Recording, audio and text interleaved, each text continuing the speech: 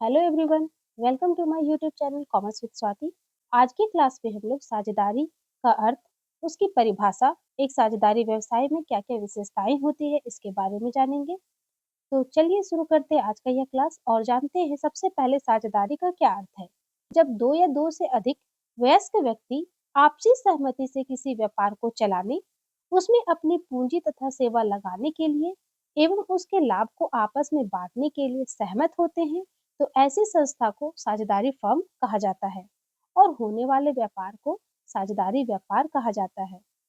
एवं पूंजी एवं सेवा लगाने वाला व्यक्ति साझेदार कहलाता है। कहने का अर्थ यह है कि जब दो या दो से अधिक वयस्क व्यक्ति का अर्थ है जिसकी उम्र 18 साल या उससे अधिक की हो, वैसे व्यक्ति अगर आपस में सहमत होते हैं किसी कारोबार को चलाने के लिए या किसी व्यवसाय को चलाने के लिए, और उसके लिए वे अपनी पूंजी एवं सेवा लगाते हैं और उससे जो लाभ होता है उसे आपस में बांटने के लिए सहमत होते हैं, तो ऐसी संस्था साझेदारी फर्म कही जाती है। आपको यह ध्यान रखना होगा कि हमेशा साझेदारी व्यापार लाभ कमाने एवं उस लाभ को आपस में बांटने के लिए होनी चाहिए। सेवा की भावना से किए गए कार्य साझेदारी व्यापार नहीं कहलाएंगे और ऐसी संस्था को साझेदारी फर्म कहा जाता है और होने वाले व्यापार को साझेदारी व्यापार कहा जाता है। और इस व्यापार में जो व्यक्ति पूंजी एवं सेवा लगाते हैं उसे व्यक्तिगत रूप से साझेदार कहा जाता है। तो इस प्रकार साझेदारी का अर्थ हम लोगों ने जाना। आगे बात करते हैं साझेदारी फर्म की परिभाषा के बारे में। भारतीय साझेदारी अधिनियम 1932 की धारा 4 के अनुसार साझेदारी उन व्यक्तियों के बीच का संबंध है जिन्होंने किसी ऐसे कारोबार से लाभ बांटने का अनुबंध किया हो जिसे वे सब अथवा इनमें से कोई एक या अधिक व्यक्ति सबकी ओर से चलाता हो।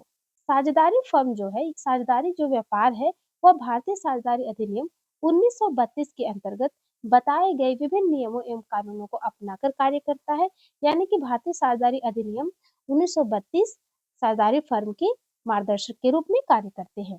भारतीय साझेदारी अधिनियम के अनुसार साझेदारी फर्म की जो विशेषता बताई गई है, उसमें बताया गया है कि साझेदारी उन व्यक्तियों के बीच का संबंध है जिन्होंने किसी ऐसे कारोबार से लाभ बांटने के लिए अनुबंध किया हो जिसे वे सब मिलकर चला सकते हैं या सबकी सहमति से कोई एक व्यक्ति भी चला सकता है। ये जो परिभाषा दी गई है उसके अनुसार साझेदारी फर्म कहलाने के लिए किसी भी संस्था को निम्न 3 शर्तों का पालन करना आवश्यक है। पहला शर्त है सभी साझेदारों के बीच अनुबंध या समझौता का होना आवश्यक है। अब यहाँ पर नया शब्द आता है, अनुबंध या समझौता। तो अनुबंध या समझौता के बारे में हम विस्तार से आगे भी जानेंगे। अनुबंध या समझौता का संबंध यहाँ साझेदारों का व्यापार करने से पहले उस व्यापार से संबंधित विभिन्न नियमों, कानूनों या ये व्यापार कैसे चलाएंगे, व्यापार में कौन कितनी पूंजी लगाएगा, व्यापार में लाभ होगा तो उसका विभाजन किस प्रकार से होगा, आदि अनेक बातें आपस में साझेदार तय कर लेते हैं जिसे हम अनुबंध कहते हैं। और यह अनुबंध लिखित या मौखिक दोनों हो सकता है, क्योंकि भारतीय साझेदारी अधिनियम 1932 के अंतर्गत साझेदारी अनुबंध या समझौता लिखित एवं मौखिक दोनों हो सकता है। दूसरा शर्त है समझौता या अनुबंध लाभ बांटने के उद्देश्य से होना चाहिए। साझेदारी व्यापार का उद्देश्य लाभ बांटना होना चाहिए, सेवा करना नहीं। तीसरा शर्त है व्यवसाय का संचालन कोई एक साझेदार या सभी मिलकर कर सकते हैं, जैसे वे आपस में सहमत हो। कहने का अर्थ यह है कि साझेदारी व्यापार में कम से कम 2 और अधिक से अधिक 50 व्यक्ति शामिल होते हैं और इसमें से में जो भी व्यक्ति व्यापार का प्रबंध एवं संचालन का कार्य करना चाहता है, वो बाकी सभी साझेदारों की सहमति से कर सकता है। व्यवसाय का प्रबंध एवं संचालन ये आवश्यक नहीं है कि सभी साझेदार करें। सभी साझेदारों की सहमति से कोई अकेला व्यक्ति भी कर सकता है, कोई अकेला साझेदार भी कर सकता है, या सभी साझेदार मिलकर उस व्यवसाय को चला सकते हैं, उसका प्रबंध एवं संचालन का कार्य कर सकते हैं। तो ये 3 शर्त अगर किसी भी संस्था द्वारा पूरी की जाती है तो उसे साझेदारी फर्म कहा जाएगा।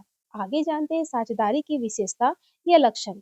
एक साझेदारी में क्या-क्या विशेषताएं एवं लक्षण होने चाहिए। पहली विशेषता है 2 या 2 से अधिक व्यक्ति, 2 और मोर पर्सन। दूसरा है अनुबंध या समझौता, एग्रीमेंट। तीसरी विशेषता है वैधानिक व्यवसाय, लॉफुल बिजनेस। चौथी विशेषता है लाभ कमाना एवं बांटना, प्रॉफिट शेयरिंग। पांचवा है संचालन, ऑपरेशन।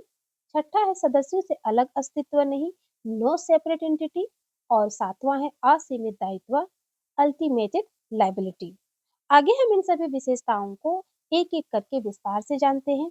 तो पहली विशेषता क्या है? 2 या 2 से अधिक व्यक्ति। साझेदारी के लिए कम से कम 2 वयस्क व्यक्ति का होना आवश्यक है। साझेदारी अधिनियम में सदस्यों की अधिकतम संख्या का कोई उल्लेख नहीं है, परंतु कंपनी नियम 2014 के नियम 10 के अनुसार एक साझेदारी फर्म में साझेदारों की अधिकतम संख्या 50 तक सीमित कर दी गई है। यदि साझेदारी फर्म में साझेदारों की संख्या 50 से अधिक होगी, तो इसे अवैधानिक फर्म माना जाएगा। कहने का अर्थ यह है कि साझेदारी व्यापार के लिए कम से कम 2 व्यक्ति होना चाहिए, क्योंकि कोई अकेला व्यक्ति तो स्वयं का साझेदार नहीं हो सकता। और वयस्क व्यक्ति का अर्थ है कि वैसे व्यक्ति जिसकी उम्र 18 साल या उससे अधिक हो। तो इस प्रकार कम से कम साझेदारी व्यापार में 2 वयस्क व्यक्ति चाहिए। और साझेदारी अधिनियम 1932 के अंतर्गत साझेदारों की अधिकतम संख्या के बारे में किसी प्रकार का कोई नियम नहीं बताया गया है। किसी सदस्यों की अधिकतम संख्या के बारे में कोई निश्चित संख्या नहीं बताई गई है। लेकिन कंपनी अधिनियम 2014 के नियम 10 के अनुसार एक साझेदारी फर्म के सदस्यों की संख्या कितनी सीमित कर दी गई है? 50 सीमित कर दी गई है। और अगर कोई साझेदारी फर्म 50 से अधिक सदस्य रखते हैं, या तो वैसे फर्म को अवैधानिक फर्म कहा जाएगा, अनलीगल फर्म कहा जाएगा। तो इस प्रकार एक साझेदारी व्यवसाय में कम से कम 2 सदस्य होने चाहिए और अधिक से अधिक 50 सदस्य होने चाहिए। दूसरी विशेषता है अनुबंध या समझौता। साझेदारी का जन्म अनुबंध या समझौता से ही होता है। यह अनुबंध या समझौता साझेदारों के अधिकारों, कर्तव्यों एवं दायित्वों को निश्चित करती है। यह अनुबंध या समझौता लिखित और मौखिक हो सकता है। कानून की दृष्टि में दोनों ही मान्य है, लेकिन विवादों एवं गलतफहमियों से बचने के लिए अनुबंध या समझौता का लिखित होना आवश्यक होता है। लिखित समझौता अनावश्यक परेशानियों के निदान में गवाह या साक्ष्य के रूप में प्रयोग किए जा सकते हैं। कहने का अर्थ यह है कि साझेदारी व्यवसाय का जन्म ही अनुबंध या समझौता से होता है। अनुबंध या समझौता का अर्थ यह है कि प्रत्येक साझेदार आपस में एक दूसरे के साथ व्यवसाय से संबंधित महत्वपूर्ण निर्णय लेते हैं, अपनी सहमति जताते हैं, ताकि व्यवसाय का प्रबंध एवं संचालन भी अच्छे से कर पाए। और यह जो महत्वपूर्ण निर्णय लिया जाता है, वह मौखिक भी हो सकता है और लिखित भी हो सकता है, क्योंकि भारतीय साझेदारी अधिनियम 1932 के अनुसार दोनों प्रकार के समझौते यानी कि लिखित और मौखिक दोनों प्रकार के समझौते को मान्यता प्रदान की गई है। लेकिन अगर व्यवहारिक रूप में देखा जाए, तो मौखिक समझौता से ज्यादा अच्छा लिखित समझौता होता है, क्योंकि मौखिक समझौता में हो सकता है कि कोई साझेदार किसी परिस्थिति में या किसी स्थिति में अपने किए गए वादे से मुकर जाए या नियम की अवहेलना कर दे। लेकिन अगर साझेदारी समझौता या अनुबंध लिखित होता है, तो अनेक परेशानियों से बचा जा सकता है। वह गवाह के रूप में प्रयोग किए जा सकते हैं, साक्ष्य के रूप में दिखाए जा सकते हैं, और व्यवसाय की समस्याओं का समाधान आसानी से किया जा सकता है। तो इस प्रकार साझेदारी का जन्म अनुबंध या समझौता से ही होता है। तीसरी विशेषता है वैधानिक व्यवसाय। साझेदारी का उद्देश्य वैधानिक व्यवसाय करना होना चाहिए। वैधानिक व्यवसाय उस व्यवसाय को कहा जाता है जिस व्यवसाय को करने की अनुमति वहां का कानून या विधान देता हो। वैसा कोई भी व्यवसाय वैधानिक व्यवसाय नहीं कहलाएगा जिसे करने की अनुमति वहां का कानून नहीं देता हो या उनके द्वारा प्रतिबंधित हो। अगर 2 या 2 से अधिक व्यक्ति मिलकर किसी प्रकार के अवैधानिक व्यवसाय करते हैं, किसी प्रकार के अनुचित से संबंधित व्यवसाय करते हैं, तो ऐसे व्यवसाय को हम वैधानिक व्यवसाय नहीं कहेंगे और न ही उसे भारतीय साझेदारी अधिनियम के अंतर्गत साझेदारी फर्म माना जाएगा। अगली विशेषता है लाभ कमाना एवं बांटना। साझेदारी का उद्देश्य लाभ कमाना होना चाहिए और उस लाभ को आपस में बांटना भी होना चाहिए। सेवा करना नहीं होना चाहिए। हानि के विभाजन के लिए समझौता या अनुबंध का होना आवश्यक नहीं है। कहने का अर्थ यह है कि साझेदारी का उद्देश्य हमेशा लाभ कमाना एवं उस लाभ को बांटना होना चाहिए, सेवा करना नहीं।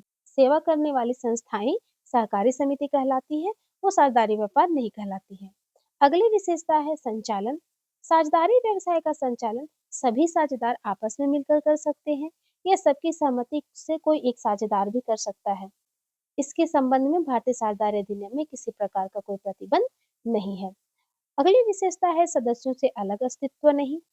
साझेदारी का अस्तित्व उनके सदस्यों से अलग नहीं होता है, लेकिन यदि कंपनी की बात करें तो वहां सदस्यों का अस्तित्व कंपनी से अलग होता है। अगली विशेषता है असीमित दायित्व। साझेदारी व्यापार में साझेदारों का दायित्व असीमित होता है। यानी कि व्यवसाय से संबंधित सारे कार्य, व्यवसाय के प्रबंध संचालन से संबंधित सारे कार्य साझेदारों को ही करने होते हैं, उनकी ही पूँजी लगी होती है और व्यापार में जो भी लाभ-हानि होता है सिर्फ़ उन्हें ही सहना पड़ता है। तो इस प्रकार साझेदारी व्यवसाय में सदस्यों का जो दायित्व होता है वो असीमित होता है। आज की क्लास में हम लोगों ने साझेदारी क्या है, इसकी परिभाषा एवं एक साझेदारी फर्म में क्या-क्या विशेषताएँ होती हैं, इसके बारे में जाना। अगर आप लोगों को आज का यह क्लास जरा भी इंफॉर्मेटिव लगा हो, पसंद आया हो तो आप इसे ज़रूर लाइक करें, दूसरों को शेयर करें और यदि चैनल पे नए हैं तो चैनल को ज़रूर सब्सक्राइब कर लें। Thank you for watching this video.